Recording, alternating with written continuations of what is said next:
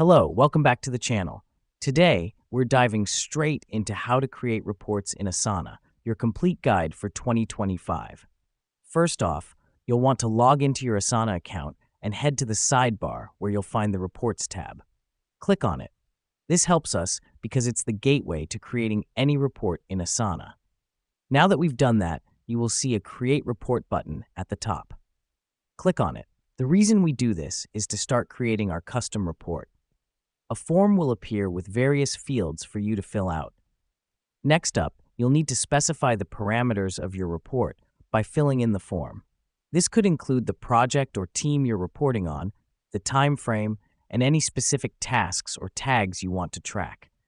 Let me explain why this matters.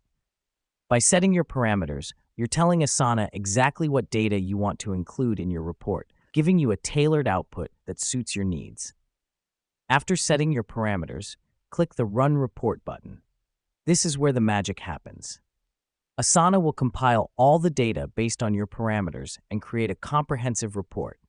Here's what's happening behind the scenes.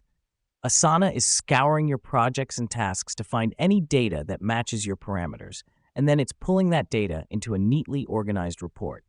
Finally, you'll want to save your report for future reference. Click on the Save Report button. This helps us because it allows you to access this specific report in the future without having to input the parameters all over again. And there you have it. That's how you create reports in Asana, making data tracking and project management easier and more efficient. Thanks for tuning in today.